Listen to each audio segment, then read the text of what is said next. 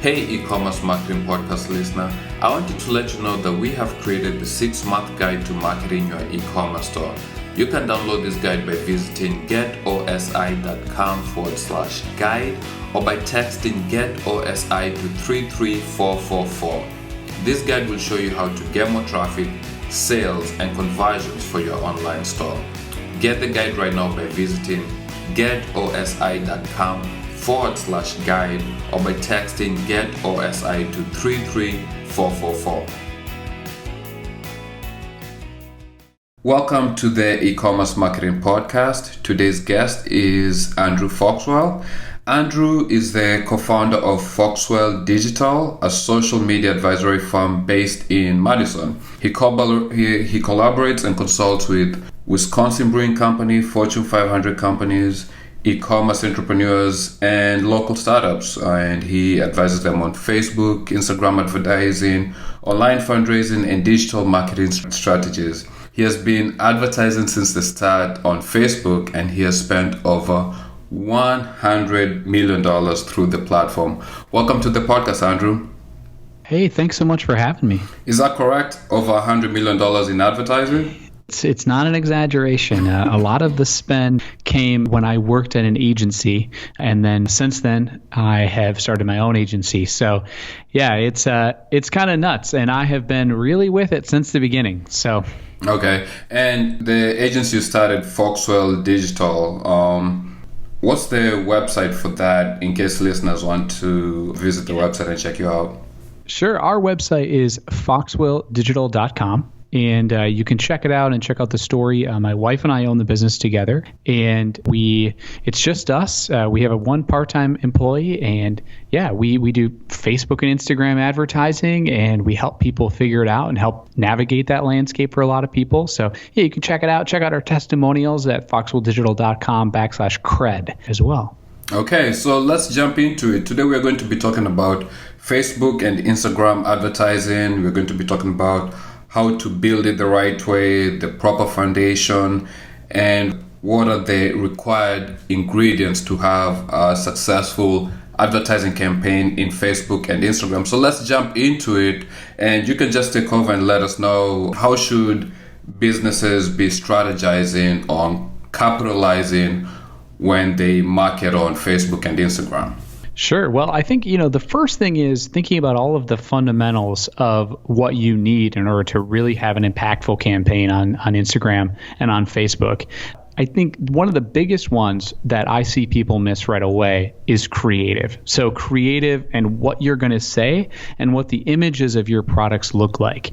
So are they good? Do you have product shots that are of that product that makes sense? And if not, if you're selling information, if you're selling people to sign up for a webinar, is that offer compelling? Do people actually want to sign up, or does it feel like spam? Or are you trying to get their email and, maybe that landing page is not something that Facebook would like? So that's a big fundamental right there of the creative in the ad, whether it's a video, whether it's a photo, or whether it's a combination of things. Is that something that is really impactful? Another foundational aspect of it is, do you have the Facebook pixel properly installed on your website? In order to really have impactful Facebook and Instagram marketing campaigns that are through paid strategies, you absolutely have to have the Facebook pixel installed. And the Facebook pixel is so great because it's got so many features to it that you can do. Once it's in there, not only can you, of course, create remarketing pools, but you can do things with some new features like page engagement custom audiences, or like website custom audiences that are based on events that happen with the pixel. So maybe somebody's gone to that site more than once, and they've gone twice, and they've fired the event that's the add to cart event. So they've added something to cart twice in the last 90 days. You can send an ad to those people. So having that Facebook pixel in there allows you to not only create great audiences, but also have your attribution and your ROI much clearer and much easier for you to translate and hopefully continue to grow. Okay, and before we move along, as far as the creatives, are there some elements that people should be paying attention to, and what are some good examples of brands that listeners can look at to try and get inspiration and see what's actually really working?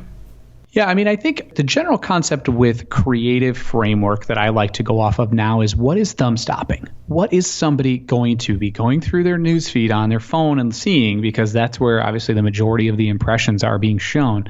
Where's somebody going to be going through and going to see it and be like, whoa, interesting, what is that? And how can you go about that? There are a lot of brands that do this really well. You know, I mean, I saw an example of a really creative piece of creative the other day that I wanted to talk about from Mandalay Bay, which is really interesting. They actually created like a fake news feed, and it looks like sand is filling your your screen, which is pretty crazy. But, you know, there's a brand named Bombas, an e-commerce brand, and they have really mastered, you know, the creative. What is it? Using video, using their products in a creative and interesting way, and creating visuals that are really like something that's captivating to see.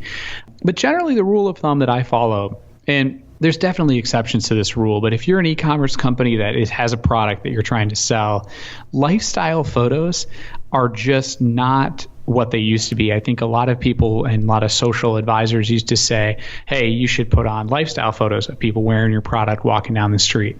Or, you know, the classic one that we saw a ton of, which was the product sitting next to an iPhone with a shot down looking at a desk. We've all seen that photo 100 times, right? And so that stuff doesn't work. It doesn't work as it used to, and it doesn't really drive sales.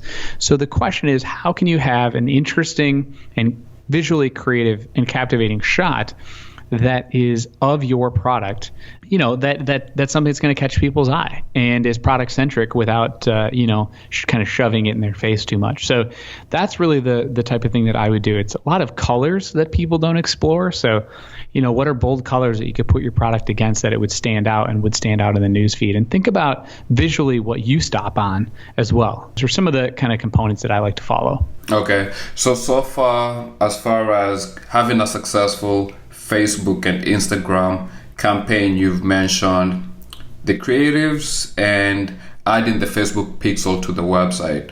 What are the other ingredients that make up this success formula for Facebook and Instagram advertising? Yeah, the other components that I really believe are, you know, the audiences that you have available to you. So if you're going to start from scratch, it's a very difficult proposition to do that if you don't have an email list or you don't have a previous customer list, because you can definitely start with Facebook or Instagram paid from scratch, but it is harder. And so if you have audiences of email opens or your email list or your customer list, or even maybe you have a best customer list or a multiple purchaser customer list, that is going to make that work a lot easier for you on e-commerce.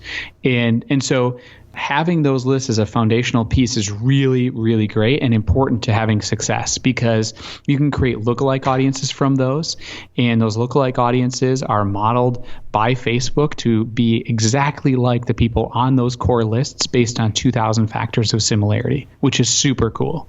So that's really what you're going to want, and that's going to be a foundational piece to really seeing the success that you want to do. So those lookalike audiences and having lists is another one. And then the final ingredient is really what we started to touch on earlier, which is your website, right? So if your website is converting at less than 1%, it is going to be really tough to get people in there to buy something from Facebook that are cold traffic. They've never been there. They don't know you. And if your website isn't converting at 1% at a minimum, it's going to be tough. And so, you know, you're not going to be really seeing the success you need. So the question is, how can you redesign your website? How can you redesign some landing pages to make people aware of what you're doing quickly so that the path for them to purchase is as easy as possible, especially on mobile? I heard 6 months ago that Mark Zuckerberg doesn't even look at products anymore that people bring to him that Facebook's trying to roll out on desktop. He doesn't even look at it. Everything that gets brought to him and the experience that gets brought to him has to be on mobile. And so that's the type of mentality that I think we really need to have. And I know I have it. Clients that we work with have it. Not everybody does, but I would encourage you to start thinking that way, of looking at it purely on a mobile device and saying, if I didn't know this and I wasn't familiar with this, what would I learn about it? What would it be like? Yeah, so it's definitely something that a lot of people have been preaching you have to get your mobile right. You have to get your mobile right. But slowly businesses are just picking up and getting to that realization and starting to optimize their websites for that. But it is taking a lot of time. But unfortunately, a lot of the internet and a lot of users mainly access everything through mobile. So yeah, it's definitely something that businesses need to be working on. You've mentioned the 4 ingredients you need for success.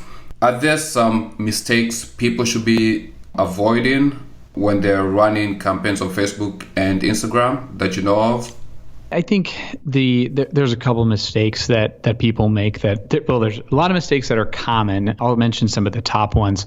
One of the first mistakes that I would say is very common is when people launch a Facebook or Instagram ad for the first time and they let Facebook choose the placements and they don't deselect the Facebook audience network. They don't deselect the Facebook right-hand column, and they don't deselect things like the instant articles on Facebook. It's not that those placements can't perform, and Audience Network really can't at this stage. It's not mature enough as a placement for Facebook, and we can talk more about what that is.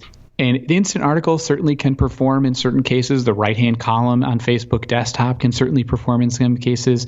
But if you don't deselect those things, Facebook will spend some of your money there and you potentially can be wasting money. So that's one thing that I would say is a common mistake that I'll see. Another common mistake that we'll see is people using the wrong ad unit or the wrong objective. So they're saying, hey, I really want to try to sell this to people and I'm going to boost a post at them. Well, that's fine. And boosting a post will get you engagement and get you likes, comments, and shares, which is okay, but it doesn't necessarily drive sales. And one of the main value propositions of Facebook is that you can say to them, I am looking to make a sale off of this ad and I want to launch an ad for conversions. And what that does is helps that you launch it and it finds people within your target audience that are the most likely to convert. And so that's just really awesome, right? That's a perfect way to do it. And so there's no reason to waste your money just trying to get likes, comments, and shares when you can actually launch an ad for conversions. And then the ad units, a lot of people say, yeah, I have this great photo of my product, and they'll upload it as a photo post and put a link in it. Well, that also doesn't really work. It can occasionally, but what happens when you click on a photo in your newsfeed? It enlarges the photo, which is like, doesn't take you anywhere. So in many cases, switching over to either a link post ad, which is one that drives you right to the site, or something like a carousel ad can be a really great way to show off multiple parts of that product or multiple value propositions of that product. So those are, I would say, the top two. I would say the third one is kind of common that we'll see is a challenge around attribution. So they have pressed play or launched a Facebook ad without setting sort of an expectation with it and making sure that all of your tracking and attribution is correct. So making sure that your pixel is firing, making sure that you have a way to track it to some degree off of Facebook with Google Analytics, and making sure that you're able to just see what some numbers are and how they align to one another. And that's another really big one. And there's a whole bunch of others like naming conventions and other things that I think people don't plan their build before they actually get in and build a Facebook ad is another common one. But those are what I would say the top common things that we see in terms of mistakes that people make. Okay. Again, we are talking with Andrew Foxwell from Foxwell Digital. Do you have any resources that you can share that people can check out when they're trying to come up and optimize their Facebook and Instagram advertising? And also maybe what are some cool tools that people can use? Sure. Yeah. I mean, so there are, the best resources you can find if you're looking to get more advanced with some of the tactics and tools that you're using is to check out John Loomer's website, johnloomer.com, John Loomer Digital. I'm on his podcast every month, and John's a good friend of mine, and he's really the advanced Facebook guy. And you can also book time to talk to me through his site if you want to. And so he's got a ton of resources on there of all the newest things and all the newest kind of tricks and tips and gadgets gadgets that you can use, which is really great. One of my personal favorite resources is Espresso. They have an incredible amount of content on their website about things that you can try, and they're a software that you launch ads through. But that's really a big one that's really, really helpful is to kind of look at Espresso's content and see what they've got going on. And then, really tools. There isn't anything fancy that I use. I actually don't use any tools to manage our campaigns.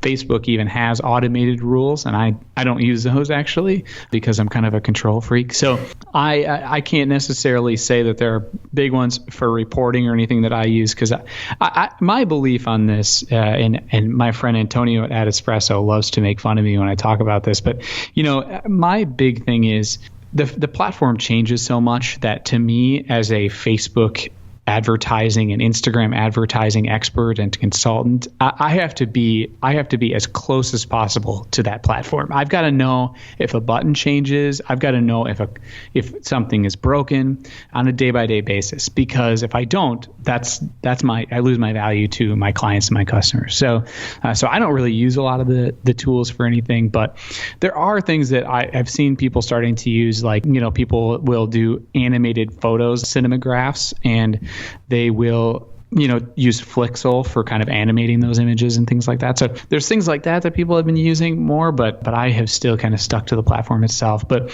the big one, if you're not using the Power Editor to launch and optimize your campaigns on Facebook, that is an absolute necessity if you are going to go to step 2. And if you're really going to start to take advantage of the dollars, take advantage of how you're spending, and take really control of your Facebook campaigns, you have to know how to use the Power Editor in the right way. Okay, Andrew, thanks for being on the podcast. If people wanted to reach you, how can they reach you? Thanks for having me. Yeah, my email is andrew@foxwelldigital.com. You can reach me on Twitter at @AndrewFoxwell, and I look forward to hearing from you. And let me know if you listen to this and where you're located. I always love to get emails from all over the world on some of the podcasts that I'm able to be on. Any final thoughts? I tell you, the biggest thing right now that I would say, if you are not doing, is checking out that engagement page view custom audience piece that I mentioned earlier on Facebook. That is just doing so great. So make sure that you check that out, of saying, hey, if people have been to this URL multiple times, or they've gone to this URL and then they've done this, and creating those conditional website custom audiences is really going to have impact on your campaigns right away. Okay. Again, thanks, Andrew, for being on the podcast. Thank you. Thank you for listening to the eCommerce Marketing Podcast. Join the eCommerce Marketing Podcast Facebook group to learn, connect, collaborate, and grow with other e-commerce marketers at getosi.com/FB. Subscribe to us on iTunes by searching for eCommerce Marketing Podcast, and please leave a rating and a review. Thank you for listening. See you next time.